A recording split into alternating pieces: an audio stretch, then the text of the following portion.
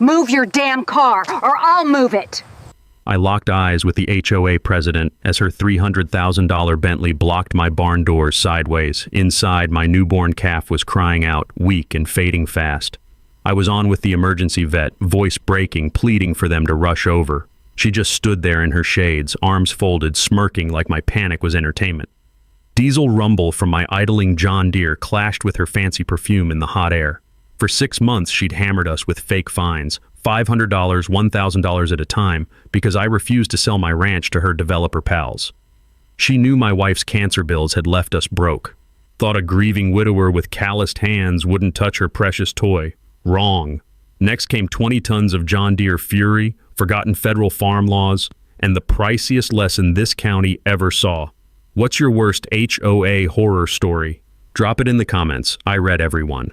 My name's Jake Morrison, and this ranch has been in my family since 1987. 40 acres where the morning air still carries the sweet smell of hay mixed with diesel fuel from my grandfather's old John Deere. He built our barn with his own calloused hands. My father expanded it, and I was supposed to pass it down to Emma. That was before the cancer bills. Sarah fought for 18 months, out-of-state specialists, experimental treatments, and hope that cost us everything we'd saved. When she passed last winter, the antiseptic smell from those hospital visits still clung to my clothes for weeks, a sterile reminder of how medical debt can gut a family faster than any tornado. Emma's been my rock, helping with 5 a.m. feeds before school, boots crunching on frost-covered gravel as we check the cattle. She never complains when dinner's beans and rice again, never mentions how her classmates have new phones while she patches holes in her work jeans. Then, Vivian Blackstone moved in next door. $2.3 million for what she calls a farmhouse mansion on the old Patterson place. It's got more square footage than my entire operation, and a kitchen that cost more than I'll see in 5 years. The woman wanted authentic rural charm, without any actual rural inconvenience. Kind of like ordering a steak but complaining about the cow. First meeting, she's standing at our fence line in heels that cost more than my feed budget. Designer everything, blonde hair that's never seen honest work, looking at my operation like I'd personally lowered her property values. "You're the neighbor with all the noise," she announced. Not hello, not nice to meet you, straight to business. Within a week, HOA president. Within 2 weeks, my first citation. Agricultural noise violations. Charlie, my rooster, had been greeting sunrise for 3 years before Princess arrived, but apparently livestock didn't get the memo about her beauty sleep. $500 fine for disturbing quiet hours. Never mind that County Ordinance 247B explicitly protects agricultural operations that predate residential development. But Vivian didn't care about law. She cared about control. The citations multiplied like rabbits. Unsightly storage for hay bales visible from the road. Hay that feeds the cattle that pay what's left of my bills. Commercial vehicle violations for parking my feed truck in my own driveway. Property line disputes, claiming my barn sat 3 feet on HOA common area. A survey error from when they carved up Patterson's land. Each fine escalated, $500, $800, $1,000. My options were pay up, lawyer up, or shut up. With Sarah's medical debt already drowning us, fighting seemed impossible. That's when the parking harassment began. Morning property inspections with her clipboard, documenting every blade of grass that might violate some made-up aesthetic standard. Then parking that Bentley close to my barn entrance, not quite blocking, just close enough to turn backing out equipment into a nightmare dance around German luxury. But 3 weeks ago, she crossed the line that changed everything. Breech birth, calf stuck wrong, mother bellowing in distress, blood on my hands as I fought to save 2 lives. Doc Martinez rushing over with surgical equipment for an emergency C-section. Minutes mattered, seconds mattered. That's when I discovered what kind of person Vivian really was. While I was elbow deep trying to turn a calf, she repositioned her car. Moved that $300,000 status symbol directly across my barn doors like a roadblock. When I stumbled out desperate for the vet's equipment, she was sipping coffee at her window, watching my panic like prime-time entertainment. "Move your car! Animals are dying!" She smiled, actually smiled, and walked outside. "Maybe you should have thought about that before violating HOA standards, farm boy." The calf died. The mother barely survived. That's when I realized Vivian Blackstone wasn't just entitled rich trash. She was a predator who fed on other people's suffering. After losing that calf, something inside me shifted. The grief mixed with rage in a way that would have scared Sarah. She always said my temper was like a slow-burn fuse, harmless until it reached the dynamite. But watching Vivian destroy innocent life for sport, that lit every inch of fuse I had. Within 48 hours, 3 more citations appeared taped to my mailbox like legal ransom notes. The paper crinkled in the morning breeze, each one a fresh insult wrapped in official letterhead. Violation 247A, excessive agricultural odors affecting neighboring properties, because apparently cow manure on a cattle ranch was suddenly a health hazard. The irony was thick enough to spread on toast. She bought a house next to a farm, then complained about it smelling like a farm. What's next? Moving beside an airport and complaining about airplane noise? Violation 118-C, unauthorized commercial vehicle storage in residential zone.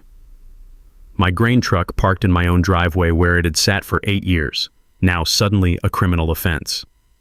Violation 301-B, unsightly outdoor equipment storage. My hay baler, the one that actually feeds the cattle that pay my bills, apparently an eyesore, ruining her $1,000,000 view. Each citation demanded compliance within 72 hours or faced daily fines starting at $200. The math was brutal. Comply or go bankrupt faster than I already was. But here's what Princess Vivian didn't understand about farmers. Desperation makes us dangerous researchers. When your back's against the wall, you learn every loophole, every protection, every legal technicality that might save your hide. So while she was probably toasting her legal brilliance with champagne, I was buried in dusty county records and state agriculture codes. That's when I stumbled across something that made me smile for the first time in weeks, the Agricultural Protection Act. I'd heard old-timers mention it at farm auctions, but never thought I'd need it. Turns out any agricultural operation established before surrounding residential development gets what lawyers call grandfather protection. My ranch, 1987. Her fancy subdivision, 2019. The law was crystal clear. You can't harass established farms just because rich people moved next door. Even better, I found subsection D buried in the fine print. Deliberate interference with agricultural operations constitutes criminal harassment under state law, with fines up to $10,000 and potential felony charges. Blocking barn access during livestock emergencies, that's textbook interference. Saturday morning found me at the county courthouse filing counter citations against the Willowbrook Estates HOA. $42 in filing fees, money I couldn't spare, but satisfaction I couldn't afford to miss. The clerk, a weathered woman who probably grew up on a farm herself, actually winked when she stamped my paperwork. Monday morning brought sweet justice. I was fixing fence when the sheriff's deputy pulled up to Vivian's mansion. Through my binoculars, property surveillance is perfectly legal by the way, I watched her perfect composure crack like ice on a pond. She read those papers 3 times, each pass making her face redder than her lipstick. 20 minutes later, my phone rang. The caller ID showed her number, and I almost let it go to voicemail just to savor the moment. "You think you're clever, farm boy?" All pretense of civility had vanished from her voice, replaced by pure venom. "Ma'am, I've got cows that produce more valuable opinions than your lawyers," I replied, enjoying every word. "Have a blessed day."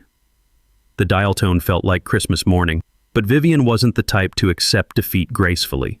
That afternoon brought reinforcements. Richard Blackstone himself, city councilman and the type of soft-handed politician who married money instead of earning it. He appeared at my fence line in a suit that probably cost more than my monthly income, all smiles and fake charm. "Jake, let's be reasonable here," he said, his politician voice smooth as butter. "Vivian's just trying to maintain community standards. Surely we can work something out." "Your wife blocked my barn during a livestock emergency," I replied without looking up from the fence post I was setting. The satisfying thunk of the post driver echoed across the pasture. "A calf died because of her games. What kind of community standard includes animal cruelty?" His smile never wavered, but something cold flickered behind his eyes. "That's a serious accusation. Do you have actual proof of intent?" That's when Emma appeared with perfect timing. The girl had inherited her mother's sense of dramatic moments. "Dad, should I show him the security footage from that morning?" We didn't actually have security footage, but Richard didn't know that. His politician's smile flickered just enough to reveal genuine worry. City councilmen don't like being caught on camera enabling their wives' cruelty. "I think this conversation is over," I said, driving the post home with extra force. "You folks have a nice evening." But as they walked away, I heard Vivian hiss something to her husband that chilled my blood. Legal harassment didn't work. Time for more direct methods. The sound of gravel crunching under their expensive shoes carried a promise that this fight was just beginning. I'd shown Vivian that this poor widower had teeth. Now she was about to show me what a cornered rich woman with political connections could really do. Vivian's direct methods hit like a sledgehammer wrapped in legal letterhead. The envelope arrived Tuesday morning via certified mail, thick as a phone book and twice as intimidating. Blackstone and Associates, attorneys at law, embossed in gold that probably cost more than my feed budget. 47 pages of legal threats boiling down to comply or be destroyed. They wanted immediate barn removal for encroachment, cessation of all commercial agricultural activities, and, here's the beautiful part, $25,000 in damages for diminished property values, because apparently my cows were personally responsible for her mansion not appreciating fast enough. I sat at my kitchen table, coffee growing cold, bacon grease congealing on Emma's abandoned breakfast plate. The musty smell of legal paper mixed with morning cooking created a combination that made my stomach revolt. "Dad, you look like someone kicked your dog," Emma said, appearing in her school clothes. "Just rich people problems, sweetheart." But she wasn't fooled. 16-year-olds who've watched their mother die develop uncomfortable skills at reading adult panic. The math was brutal. Legal fees alone would finish what medical bills started. I'd already mortgaged everything twice, sold anything valuable that wasn't bolted down. Fighting unlimited resources with empty pockets was like bringing a butter knife to a gunfight. That's when I remembered Grandpa's wisdom. When you can't fight fair, fight smart. The county extension office smelled like decades of coffee and farmer desperation, familiar comfort for anyone who'd survived agricultural crises. Mrs. Henderson, the receptionist who'd known my family since dirt was young, didn't even look up from her paperwork. "Jake Morrison, you're carrying the weight of the world again." "Close enough, Mrs. H. Need someone who knows agricultural legal protections." She directed me to Tom Bradley, extension agent and rare government employee who remembered his job was helping farmers survive, not pushing paperwork. Tom had the weathered look of someone who'd seen every trick rich people used to steal farmland. "Let me guess," Tom said after hearing my story. "Rich folks bought next to your farm, decided farming ruins their view. Now they're trying to lawyer you into bankruptcy." Bingo. Tom's grin was pure mischief. "Jake, you just made my year. There's something called the Agricultural Defense Fund. State provides free legal representation for farmers facing residential harassment. Most people don't know because rich folks have better lobbyists than we do." He handed me a simple business card. Maria Santos, agricultural rights attorney. No gold embossing, no fancy design. The opposite of Vivian's intimidation tactics. Maria's beaten 17 cases like yours. She specializes in making expensive lawyers look like fools, and she has a particular hatred for suburban bullies who think money trumps farming rights. I met Maria that afternoon at Mel's Diner, a place that violated every aesthetic standard Vivian probably held. Cracked vinyl booths, coffee strong enough to wake the dead, and the lingering ghost of 50 years of cigarette smoke. Maria fit perfectly, jeans, work boots, and hands that knew real labor. "Textbook agricultural harassment," she said, flipping through Vivian's legal threats like they were grocery store flyers. "Standard rich person intimidation. They're betting you don't know your rights." She explained right to farm laws protected established agricultural operations from residential interference. Better yet, Vivian's threats constituted reverse discrimination, using wealth to suppress legitimate farming activities. "Here's our play," Maria said, eyes gleaming with the look of someone who enjoyed David versus Goliath fights. "Countersue for harassment, demand they pay your legal fees, and file state agriculture department complaints for farmer protection violations. Friday afternoon, our countersuit was filed. Monday morning brought the explosion. You've made a terrible mistake, farm boy." Vivian's voice carried new desperation beneath the rage. "My husband has connections. City council, county commissioners, state legislators. We can destroy you." "Ma'am, my life's already been destroyed by people with your attitude. Difference is, I'm rebuilding something worth saving. You're just destroying for sport." But even as I hung up, her threat wasn't empty. Political connections opened doors that legal protections couldn't always close. That's when the real escalation began. Wednesday morning, I discovered my irrigation lines cut. Clean cuts, surgical precision, sabotage designed to look like equipment failure. Thursday brought a surprise visit from county health inspectors, responding to anonymous complaints about unsanitary livestock conditions. They found nothing, but the message was clear. Vivian had moved beyond legal warfare into personal destruction. Friday evening, I found Emma crying in the barn, surrounded by calves she'd raised since her mother died. The smell of hay and animal warmth couldn't comfort her this time. "They're going to take everything, aren't they, Dad?" I knelt beside her, my own hands shaking with rage I couldn't show. "Sweetheart, some fights are worth having even when you're not sure you can win. Your mother understood that. This farm is her legacy too." But as I held my daughter, I realized Vivian had found my weakness. She could attack my property, my livelihood, my reputation, but threatening my family's security crossed a line that required a different kind of response entirely. Vivian's war escalated from paperwork to pure sabotage, faster than a summer storm rolling across farmland. Sunday morning, I walked out to check cattle and smelled trouble before I saw it. That sharp, metallic scent of cut metal hanging in the humid air. My irrigation lines, sliced clean as surgical incisions. Not weather damage, not equipment failure, deliberate destruction designed to look accidental. Monday brought a parade of uniforms that would have been comical if it wasn't bankrupting me. County health inspector responding to anonymous reports of unsanitary livestock conditions. He found nothing but charged me $400 for the privilege of proving my innocence. Tuesday, State Environmental Agency investigating groundwater contamination concerns.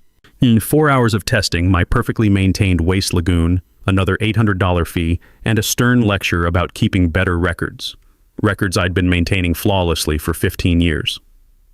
Wednesday, Fire Marshal, County Building Inspector, and Child Protective Services, all responding to separate, credible, anonymous complaints, filed within hours of each other. By the time they'd finished traumatizing Emma with questions about whether Daddy made her feel safe on the dangerous farm, I'd lost a full day of work and another chunk of my dwindling savings.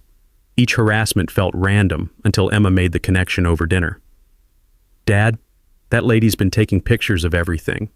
Different spots around our fence line, but always the same fancy camera. How long has this been going on?" "Since you filed those papers against her. Every morning around 7, different corner each day, like she's mapping everything we do, intelligence gathering." Vivian wasn't harassing me randomly. She was conducting surveillance to maximize damage. Professional-level psychological warfare designed to bleed me dry, one bureaucratic cut at a time. But surveillance was a game two could play. Friday morning found me in the hayloft with binoculars, coffee steaming in the morning chill, watching Vivian's routine unfold like clockwork. 7:15 sharp, black Bentley positioned at the northeast property corner. Out came a telephoto camera that cost more than my tractor payments, systematically documenting every aspect of my operation. This time, I was ready. My phone captured her entire surveillance session, trespassing on road easement to photograph private agricultural activities for obvious harassment purposes. Every shot she took, I documented her taking it. Saturday morning brought the most blatant escalation yet. My cattle gate didn't just open itself, it had been completely removed from its hinges and hidden in tall grass 50 yards away. The work required tools, time, and physical presence on my property. Vivian had graduated from harassment to criminal trespassing and vandalism. But here's where her city girl inexperience showed. She'd left boot prints in the soft soil around the gateposts. Designer heels, distinctive tread pattern, pressed deep into earth still damp from Thursday night's rain. I photographed every print before the weather could erase them. I called Maria Santos with the evidence. "This changes the game completely," she said after reviewing my documentation. "We've moved from civil harassment into criminal territory, property damage, trespassing, endangerment of livestock, and public safety. What's our next move?" "We give her enough rope to hang herself, install security cameras, but make them visible. If she's escalating to sabotage, we need to catch her red-handed." Sunday afternoon, I borrowed money I couldn't afford and installed cameras covering the barn area, main gate, and equipment storage. Not hidden, but not obvious either. Visible enough for a careful observer to notice, subtle enough that overconfidence might override caution. That evening, Emma delivered news that made my blood run cold. "Dad, Mrs. Blackstone was meeting with some big guy in a pickup truck this morning. Looked like construction worker. kept pointing at our barn and talking about something serious. Vivian wasn't just escalating personally, she was recruiting help. The harassment campaign was becoming something far more dangerous than legal warfare or property sabotage. But then Emma added something that changed everything. Oh, and I heard her say something about Monday morning and making sure he's not around. Monday morning. Tomorrow. Whatever Vivian was planning, she intended to execute it when I wouldn't be there to interfere. That's when I remembered. Monday was my monthly trip to the farm supply store, followed by a vet appointment for routine cattle vaccinations. A schedule I'd maintained religiously for 8 years. A schedule visible to anyone who'd been watching my routines as carefully as Vivian had. The pieces clicked together like a puzzle solving itself. The surveillance, the escalating sabotage, recruiting outside help, planning for when I'd be away. Vivian wasn't just trying to harass me anymore. She was planning something that required my absence, something big enough to need professional assistance. As I tucked Emma into bed that night, her innocent question hit me like a physical blow. "Dad, are we safe here?" I wanted to say yes, wanted to promise her that our home would always be her sanctuary. But looking out her bedroom window at the darkness beyond our property line, knowing Vivian was out there planning something for tomorrow, I realized safety was no longer something I could guarantee. Whatever Vivian had planned for Monday morning, I'd be ready. But first, I needed to figure out exactly what kind of trap she was setting, and whether my family was the real target. I didn't sleep Sunday night. Every creak of the old farmhouse, every cattle lowing in the distance had me reaching for the baseball bat now permanently stationed beside my bed. But Monday morning brought salvation from the most unlikely source, my 16-year-old daughter and a dusty box of forgotten paperwork. Emma had been procrastinating on her junior year history project about local agricultural heritage, probably hoping the assignment would magically disappear. Sunday night desperation drove her to the County Historical Society, a musty building that smelled like old paper and mothballs, searching for anything about our ranch's past. "Dad, you're not going to believe this," she called from the kitchen table, surrounded by photocopied documents and coffee rings. The excitement in her voice cut through my exhaustion like a shot of pure adrenaline. The manila envelope was labeled Morrison Farm, Emergency Access Routes 1952 in faded blue ink. Inside, yellowed papers stamped with official seals that had aged to brown impressions in the fragile documents. Township records from when the county established agricultural protection zones after World War II, preserving farmland for national food security. But buried in the dense legal language was pure gold. "Right here, Dad," Emma pointed to paragraph 7, subsection C. Agricultural Vehicle Emergency Access Easement, established for rural fire protection and emergency livestock care. Any obstruction of designated agricultural access routes constitutes violation of Federal Ordinance 142-C, with immediate vehicle impoundment authority and fines up to $10,000. The barn doors. My barn doors sat directly on that 70-year-old easement. Every morning Vivian parked her Bentley across those doors. She wasn't just being a vindictive neighbor, she was violating federal agricultural protection laws. My hands actually trembled as I called Maria Santos. "Emma just found our smoking gun," I said, reading her the ordinance word by word. "Jesus, Jake, this easement supersedes every HOA rule, city regulation, and property restriction in the state. Agricultural emergency access trumps everything, including luxury car parking privileges." Maria's voice carried the satisfaction of someone who lived for David versus Goliath moments. "Every time she blocks your access, you have legal authority for immediate sheriff removal. Better yet, her insurance won't cover damage to vehicles illegally blocking federal agricultural operations." The implications hit me like lightning. Every arrogant morning when Vivian positioned her status symbol across my livelihood, she'd been building my case against her. But Emma wasn't finished digging. "There's more, Dad. Look at this original Patterson farm deed." She spread out another document, this one so old the ink had faded to sepia. The agricultural easement extends past our property line, covering exactly where she parks to spy on us every morning. Criminal trespassing on federal agricultural easement land, not civil harassment, criminal violation of protected agricultural infrastructure. But the most devastating discovery came when Emma cross-referenced property records with her laptop research skills that made me feel ancient. "Dad, her mansion's mortgaged to the max. She owes $2.1 million on a $2.3 million property. Any significant legal judgment could trigger foreclosure." The great Vivian Blackstone, with her designer clothes and political connections, was leveraged to her perfectly manicured fingernails. Rich people often lived on credit and reputation. Damage either, and the house of cards collapsed. She's not wealthy, Maria confirmed after reviewing Emma's research. She's wealthy appearing, big difference. A federal agriculture violation lawsuit could destroy her credit, trigger loan acceleration clauses, and potentially cost her everything. That's when the beautiful irony hit me. I didn't need to outspend Vivian or outlawyer her political connections. I just needed to let her keep doing exactly what she'd been doing, parking illegally while documenting her own federal crimes.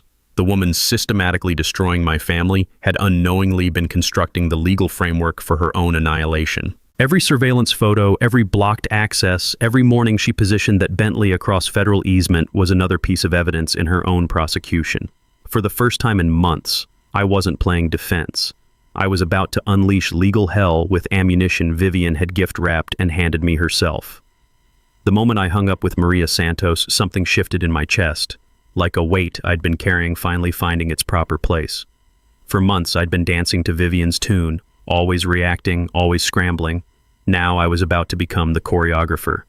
But turning the tables required more than righteous anger and dusty legal documents. This needed the kind of patient, methodical planning that separates successful farmers from broke ones. We understand that rushing the harvest ruins everything. Tuesday morning found me at the State Agricultural Extension Office, Emma's research folder tucked under my arm like battle plans. The familiar smell of brewing coffee mixed with decades of farmer desperation and occasional triumph. Tom Bradley's office felt like mission control for rural survival. "Jake Morrison, you look like a man who just found buried treasure," Tom said, eyeing my folder. "More like a man who just realized his enemy's been digging her own grave." I spread Emma's historical documents across his desk, watching Tom's expression shift from curiosity to pure delight. "Sweet Jesus," he whistled, studying the easement papers. "Federal agricultural access trumps everything. HOA rules, city ordinances, even state regulations. When someone blocks this easement during agricultural operations, county sheriff removes them immediately. No appeals, no delays, no permission required. And if they refuse to move?" Tom's grin turned predatory. "Agricultural equipment has absolute right-of-way on federal easements. Farmers don't have time for politeness when livestock are dying." He paused meaningfully. "Farming accidents happen, especially when people park where they shouldn't." The phrase "farming accidents" felt like Christmas morning wrapped in legal protection. Wednesday brought a war council at Mel's Diner, Maria Santos, 2 agricultural law specialists, and coffee strong enough to wake the dead. The cracked vinyl booth felt like a command bunker as we planned Vivian's legal destruction. Federal agricultural protection laws were written by people who understood farming reality, Maria explained, adding sugar to coffee that probably didn't need it. When animals are suffering, farmers act first and apologize later. The law protects that urgency. David Lucy, her agricultural equipment specialist, looked like he'd spent actual time on farms. Calloused hands, understanding of machinery. Agricultural equipment operating on federal easement enjoys broad liability protection. Someone blocks legitimate access and gets their property damaged, they assume all responsibility. "In English, please? You call sheriff, report agricultural access blocked, operate your equipment to clear the obstruction. As long as you follow proper procedures and document agricultural necessity, the law protects whatever happens next." His smile suggested he'd seen this play out before. Sarah Williams handled the insurance angle, and her news was even better. Comprehensive auto policies specifically exclude coverage for vehicles damaged while illegally blocking agricultural operations. Standard language in every major policy. Insurance companies refuse to pay for stupidity. The framework was beautiful. Vivian parks illegally. I document agricultural necessity. Clear the obstruction with farming equipment. She pays for everything. Legal, protected, guaranteed to cost her maximum pain. Thursday meant equipment preparation. I spent the morning servicing my John Deere 4050, checking hydraulics, testing the front loader that could push a Buick uphill. 20 tons of American steel, maintained like my life depended on it, because maybe it did. The afternoon brought camera installation with help from Bill Patterson, whose father's original deed had provided our ammunition. "Daddy would have loved this," Bill chuckled, positioning cameras to capture every angle of the barn approach. Some city woman getting schooled using his own property lines. But Thursday evening delivered sobering news. Emma overheard Vivian on her phone discussing permanent solutions and making sure the problem disappears completely. The conversation included words like contractors and accidents happen. "Dad, I think she's planning something bigger than harassment," Emma said quietly, fear creeping into her voice for the first time. Friday brought community mobilization that surprised even me. Word had spread through the rural network, and suddenly half the county wanted to help. 3 neighboring ranchers offered testimony about easement importance. The feed store owner volunteered to document delivery interference. Doc Martinez agreed to provide expert testimony about emergency agricultural access. "This isn't just your fight anymore," Tom Bradley explained during an impromptu meeting. "Vivian's tactics threaten every agricultural operation in the county. If she overrides federal protections here, every farmer becomes vulnerable to suburban legal warfare." Saturday afternoon, I completed operational preparation. Fuel tanks topped off, all systems checked, equipment positioned for immediate response. The familiar smell of diesel and hydraulic fluid felt like armor against whatever Vivian might attempt. That evening, as I tucked Emma into bed, she made the observation that completed our strategy. "Dad, she parks that car exactly the same way every morning. Same angle, same spot, like she's marking territory." Predictability was Vivian's fatal flaw. Arrogance made her patterns obvious, entitlement made her careless, and ignorance of agricultural law made her vulnerable. Everything was ready: documentation, legal authority, equipment, community support, and detailed knowledge of Vivian's routines. All we needed was for her to provide the opportunity. Knowing Vivian's personality, that wouldn't take long. Saturday night brought news that made my coffee taste like poison. Emma had been monitoring Vivian's social media, teenage espionage at its finest, and what she found turned my blood to ice water. Protecting Millbrook Property Values Facebook group, created Friday evening, already boasting 47 angry members. Vivian's manifesto read like suburban warfare propaganda. Dangerous agricultural operations threaten our children. Livestock diseases spread to family homes. Property values plummeting due to one selfish farmer's refusal to modernize. The comments section was a dumpster fire of manufactured outrage. Photos of my tractor labeled "Death Machine" next to playground. Pictures of my cattle captioned "Disease vectors contaminating groundwater." She'd weaponized neighborhood paranoia, transforming normal farming into public menace. But the post that stopped my heart was timestamped 11:47 p.m. "Some problems require permanent solutions. Emergency community meeting Sunday 2 p.m. to discuss immediate action." The smell of diesel and fear mixed in my nostrils as I realized Vivian had moved beyond harassment into something far more dangerous. Sunday afternoon found me in the hayloft with binoculars, coffee growing cold as I watched Vivian's emergency meeting unfold like a military briefing. The guest list looked like a conspiracy of suburban power: city council members, HOA presidents from 3 developments, and 2 men in expensive suits who definitely weren't locals. They spent 90 minutes pointing at my property, reviewing what looked like architectural plans, and having animated discussions that involved a lot of serious nodding. Whatever they were plotting required professional consultation and significant money. The meeting's tone reminded me of cattle buyers, clinical, calculating, discussing my life's work like it was commodity pricing. Monday morning brought the opening strike of Vivian's Scorched Earth campaign. Emma's school counselor called requesting an emergency welfare conference based on multiple community concerns about her living situation. Apparently, several parents had expressed worry about a child living in an unsafe agricultural environment, with a father showing signs of increasing instability. The attack was surgical. They weren't targeting my farming operation directly. They were attacking my parental fitness. Use Emma as leverage. Force my choice between keeping my daughter or keeping my land. Brilliant and absolutely evil. Tuesday delivered a coordinated assault that would have impressed military strategists. County zoning office sent 3 inspectors armed with measuring equipment and obvious instructions to find violations. For 4 hours, they documented every structure with the thoroughness of crime scene investigators. Multiple anonymous complaints about agricultural zoning violations, the lead inspector explained, avoiding eye contact like he knew this was a setup. Claims of excessive livestock numbers, commercial equipment in residential zones, setback requirement violations. Every complaint was fabricated, but disproving them required documentation, legal responses, and money I didn't have. The harassment had evolved from random attacks into systematic siege warfare designed to overwhelm my defenses through sheer volume. Wednesday brought the attack that nearly broke me. Someone had contacted Emma's college counselor, claiming I faced federal agriculture violations that would prevent tuition payments. The counselor, trying to help, suggested Emma consider more realistic educational options, given our uncertain family circumstances. Watching my daughter's dreams crumble in real time while she repeated that conversation made something snap inside me. Vivian had crossed the line from property dispute into destroying a child's future. That's when I stopped thinking about defense and started planning total war. Thursday brought the revelation that explained everything. Tom Bradley called with intelligence that made the entire picture crystal clear and absolutely terrifying.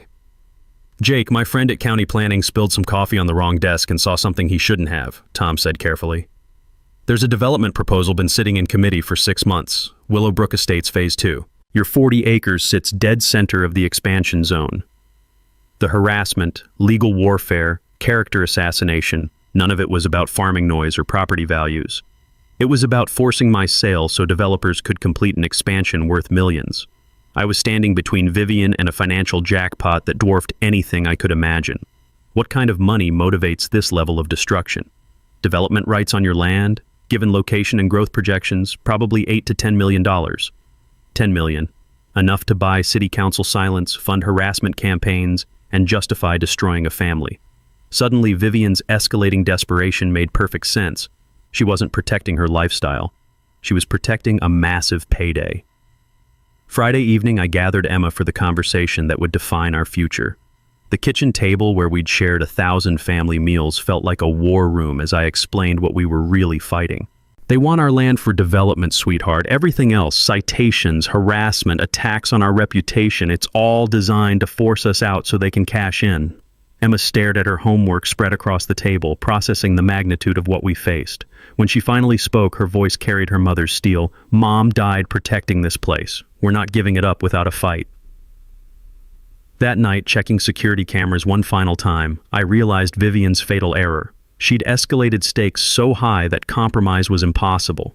Tomorrow morning, when she parked that Bentley across my federal easement for what she thought would be the final time, she'd discover what happens when farmers stop playing defense. Friday night, I barely slept.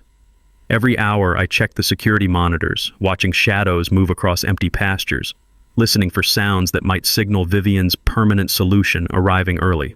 The smell of coffee and anxiety filled the kitchen as I sat at the table, cleaning my shotgun, not for violence, but for the psychological comfort of being prepared. Emma found me there at 5 a.m., already dressed for what we both knew would be a defining day. "She's going to try something big today, isn't she?" Emma asked, pouring herself coffee like she was 30 instead of 16. "Probably, but, sweetheart, we're ready for whatever comes." I hoped I sounded more confident than I felt. By 6 a.m., I'd completed my morning routine with military precision. Cattle fed, equipment checked, cameras verified, and most importantly, my John Deere 4050 positioned perfectly, fueled, serviced, and ready for legitimate agricultural operations. 20 tons of American steel that had worked this land longer than Vivian had been wealthy. 6:30 a.m. brought the first sign that today was different. Instead of her usual solo arrival, Vivian's Bentley was followed by a white pickup truck that screamed professional contractor. 2 men emerged, one in expensive clothes who looked like management, another in work gear who definitely wasn't there for conversation. I grabbed my binoculars and climbed to the hayloft observation post, watching their meeting unfold like a military briefing. Vivian pointed repeatedly at my barn, the well-dressed man took notes, and the contractor walked the fence line like he was measuring something. The conversation lasted 20 minutes. Whatever they planned required precise timing and professional execution. When they finished, Vivian shook hands with both men, the kind of handshake that seals expensive deals. 7 a.m. sharp, Vivian executed her morning routine with extra arrogance. The Bentley positioned sideways across my barn doors, but this time she didn't just park and leave. She stood beside her car, coffee in hand, staring directly at my security cameras with a smile that promised this was the last time I'd ever worry about barn access. "Enjoy your final morning, farm boy," she called across the distance, loud enough for the cameras to record. "After today, This property dispute gets resolved permanently. But Vivian had made a crucial mistake in her victory celebration. She'd parked exactly where federal agricultural easement law said she couldn't, while announcing her intent to permanently interfere with agricultural operations, all captured in high-definition video with timestamp and audio. I called the county sheriff's office from my documented landline. This is Jake Morrison at 2847 Rural Route 12. I've got a vehicle illegally blocking federal agricultural easement access during emergency livestock operations, requesting immediate removal under County Ordinance 142C. We'll have a deputy there within 30 minutes, Mr. Morrison. Deputy Martinez, I'll need agricultural access cleared immediately. I've got medical documentation of livestock requiring emergency care, and federal easement law gives me authority to clear obstructions using appropriate agricultural equipment. There was a pause. Mr. Morrison, are you saying you intend to move the obstructing vehicle yourself? I'm saying I intend to access my barn using federally protected agricultural easement rights. If someone's parked where they shouldn't be, that's their problem, not mine. Understood, sir. We'll have a deputy on scene to document the agricultural necessity and ensure proper procedures are followed. Perfect. Official law enforcement would witness every moment of what happened next. While waiting for the deputy, I called Doc Martinez with our prearranged emergency. Doc, I've got that calf with the breathing issues acting up again. Need you here ASAP for emergency evaluation. On my way, Jake. Same respiratory distress symptoms? Exactly. Life-threatening situation requiring immediate barn access for emergency veterinary care. The pieces were falling into place with beautiful precision. Agricultural emergency, federal easement violation, law enforcement documentation, and veterinary witness to the legitimate need for immediate access. 8:15 a.m., Deputy Martinez arrived, followed immediately by Doc Martinez's veterinary truck. Both vehicles positioned to capture every angle of what was about to unfold. Mr. Morrison, we've documented the easement violation and confirmed your agricultural emergency, Deputy Martinez announced loud enough for Vivian to hear clearly. You have federal authority to clear obstructions using appropriate agricultural equipment. The owner of the obstructing vehicle has been notified and refused to move. Vivian stood beside her Bentley, arms crossed, still smiling like she held winning cards. That farmer can wait until I'm ready to move. This is harassment, deputy. I want him arrested for threatening my property. Ma'am, you're parked on federal agricultural easement during documented livestock emergency. Mr. Morrison has legal authority to access his barn using necessary equipment. That's when I climbed into my tractor cabin, the familiar smell of diesel and hydraulic fluid wrapping around me like armor. The engine turned over with a satisfying rumble that announced 20 tons of agricultural authority was about to assert federal easement rights. Vivian's smile finally faltered as she realized her expensive car was about to meet American farming equipment, and every second would be recorded by law enforcement for legal protection. The morning air crackled with tension as my John Deere 4050 rumbled to life, diesel smoke rising like incense for the justice about to be served. 20 tons of American steel faced off against German luxury, and everyone present knew only one would emerge unscratched. By 8:30 a.m., word had spread through the rural network faster than wildfire. Pickup trucks lined the county road as neighbors arrived to witness what they sensed would be a defining moment for agricultural rights in our county. Even Emma had positioned herself at a safe distance, phone recording everything for what she called historical documentation.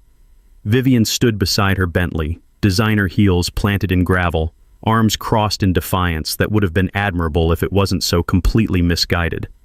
The morning sun reflected off her car's pristine paint job, a $250,000 status symbol about to learn the difference between suburban intimidation and agricultural necessity.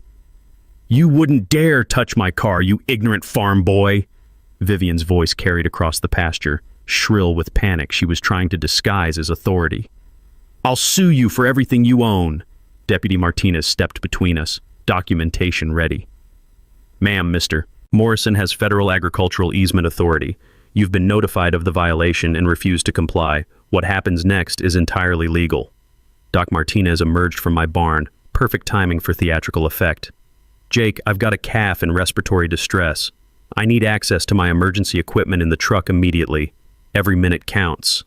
The crowd murmured appreciatively. Nothing motivates rural communities like watching someone threaten livestock welfare for suburban convenience. I leaned out of my tractor cabin, giving Vivian one final chance. "Ma'am, I'm requesting you move your vehicle so I can access my barn for emergency veterinary care. This is your last opportunity to relocate voluntarily." "Go to hell, farm boy. I'm not moving for you or your smelly animals." Her mistake. Every word recorded by Deputy Martinez's body camera, every witness hearing her prioritize car parking over animal welfare. In rural communities, that's basically confessing to moral bankruptcy. Deputy Martinez, please note that agricultural access has been formally requested and formally denied. I'm now proceeding with federally protected agricultural operations. I shifted the John Deere into gear, hydraulics whining as the front loader adjusted to perfect angle. The crowd pressed closer, phones recording what would become the most satisfying video in county history. The approach was deliberately slow, methodical, professional. No anger, no rushing, just 20 tons of farming equipment exercising federally protected rights. The blade made contact with the Bentley's rear quarter panel with a sound like expensive metal learning about agricultural priorities. "Stop, you're damaging my car." Vivian's composure finally cracked completely, revealing the spoiled brat beneath the designer exterior. "Ma'am, I'm accessing my federally protected agricultural easement," I called back, continuing the slow, inexorable push. "Your vehicle is illegally positioned on agricultural operations land." The Bentley moved sideways with surprising ease, expensive suspension compressing as German engineering met American agricultural determination. Metal scraped against gravel, creating a symphony of justice that had the crowd cheering. "That's $50,000 in damages!" Vivian screamed, her voice breaking with hysteria. Deputy Martinez consulted his documentation. "Ma'am, your comprehensive insurance policy excludes coverage for vehicles damaged while illegally blocking agricultural operations. This is considered owner negligence." That's when the beautiful irony hit everyone present. Vivian's insurance wouldn't cover a penny of damage because she'd parked illegally on federal easement. Every dollar of repair costs would come directly from her leveraged finances. As I cleared enough space to access my barn, Doc Martinez drove his truck through with emergency lights flashing, playing his part perfectly. The crowd applauded as agricultural access was restored and veterinary care could proceed. But Vivian wasn't finished humiliating herself. "This is assault, criminal destruction. I want him arrested immediately." "Ma'am," Deputy Martinez replied with infinite patience, "Mr. Morrison exercised federal agricultural easement rights during documented livestock emergency. Every action was legally protected. However, your illegal parking on federal agricultural land constitutes criminal trespassing." The color drained from Vivian's face as she realized the trap she'd walked into. Not only was she liable for all damages to her own vehicle, but she was potentially facing criminal charges for federal land violations. "This isn't over," she shouted, climbing into her damaged Bentley. "My husband will have your badge. I'll sue this entire county." As she drove away, engine making expensive noises and trailing pieces of European luxury, the crowd erupted in applause. Someone started chanting USA, which seemed appropriate for watching American farming equipment defend agricultural rights against suburban tyranny. Tom Bradley appeared at my side, grinning like Christmas morning. "Jake, that was the most beautiful thing I've ever seen. Agricultural easement rights demonstrated with perfect legal protection." Emma ran over, eyes shining with pride. "Dad, Mom would have loved watching you defend our farm like that." For the first time in months, I felt like Sarah's husband again, a man who protected what mattered most. The aftermath unfolded like dominoes falling in perfect sequence, each consequence more satisfying than the last. Within 48 hours, Vivian's insurance company officially denied her claim for the Bentley repairs. The adjuster's report was brutal. Policy excludes coverage for vehicles damaged during illegal activities, including trespassing on federal agricultural easement during documented livestock emergency. $53,000 in damages, all coming out of her highly leveraged pocket. By Friday, Maria Santos called with news that made me smile for the first time in months. "Jake, the Blackstones quietly listed their mansion yesterday. Asking price dropped to $1.9 million. They need to sell fast to cover legal fees and car repairs." "What about their development plans?" "Dead in the water. The County Planning Committee unanimously voted to strengthen agricultural protection zoning after your case demonstrated how developers were harassing farmers. No new residential development within 2 miles of established agricultural operations. The irony was beautiful. Vivian's harassment had triggered the exact legal protections that would permanently prevent her development dreams. The community transformation was even more remarkable. What started as suburban versus rural conflict evolved into something approaching harmony. The viral video of my tractor teaching the Bentley about agricultural rights had garnered over 2 million views, bringing unexpected attention to our little county. Tourism inquiries poured in from people wanting to visit that farm where the guy pushed the Karen's car. Emma, ever entrepreneurial, suggested weekend farm tours explaining agricultural protection laws. Dad, we could call it justice tours and donate proceeds to agricultural legal defense. The first tour weekend brought 43 visitors, including 3 law students researching agricultural rights for their thesis projects. Watching city folks learn about federal easement protections while petting calves felt like Sarah would have approved.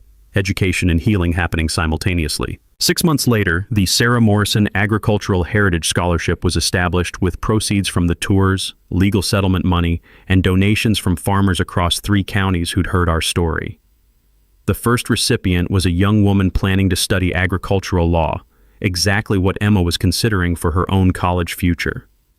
Mom always said farming was about growing more than crops, Emma observed one evening as we watched sunset paint the pastures gold.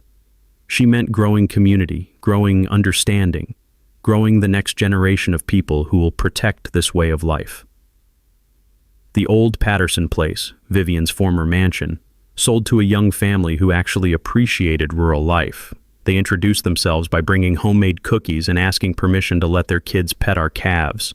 The father was a veterinarian, the mother taught environmental science, and their children understood that cow manure was fertilizer, not pollution. The new HOA, completely reorganized after Vivian's departure, officially recognized agricultural protection rights and established a good neighbor policy, encouraging cooperation between residential and agricultural properties.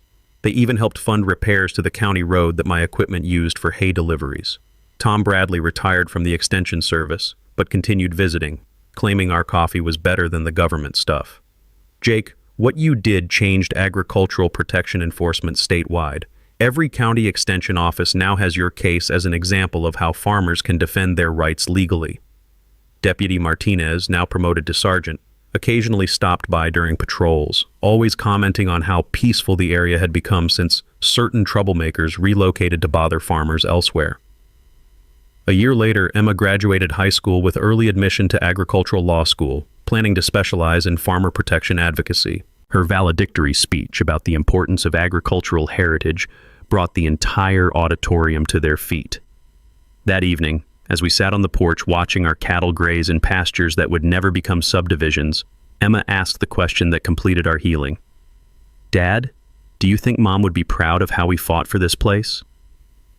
I thought about Sarah's strength during her final months, her determination to protect what mattered most, her belief that some things were worth fighting for regardless of the cost.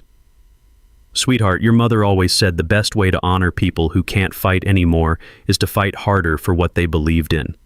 I think she'd be proud that we didn't let bullies destroy what she loved. The evening air carried the scent of hay, diesel fuel, and the satisfaction that comes from standing your ground when it matters most. Some fights are worth having, especially when you win.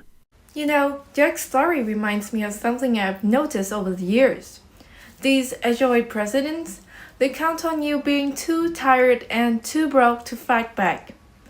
Vivian probably thought that a widow farmer with medical debt would just fold. But that 1952 agriculture assessment Emma found, Vivian probably drove past that barns 100 times, thinking of her little parking strategy. She never thought some dusty paperwork would actually trump her Bentley. The agriculture protection laws don't care how much your car costs. They don't care who your husband knows. So when Jack called the sheriff's deputy, he wasn't asking for a favor. He was asking for enforcement of existing law. I keep thinking about the moment when Vivian yelled, "Go to hell, farm boy," into the deputy's body camera with 30 neighbors watching. Sometimes people defeat themselves. Have you ever dealt with people who think their connections make them untouchable? I'm curious what happened when they finally met something they couldn't buy. Drop it in the comments.